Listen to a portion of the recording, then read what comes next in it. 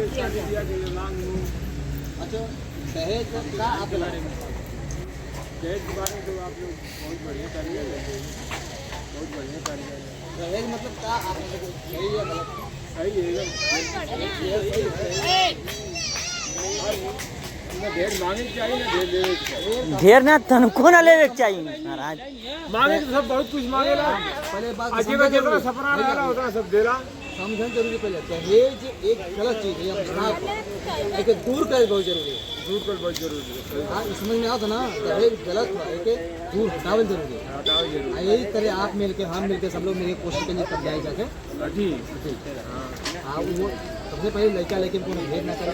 और भेजना संविधान काम थी ना, संविधान को सम्मान का जरूरी, सम्मान बराबर का अधिकार है। क्षमता का बात करेगा इतना क्या है आपके बात तेरा सामने वाले सब कर लड़का के बाद लड़की बूढ़ सब कर कर जवान सब कर बात समझ में आएगी ना, पहल कर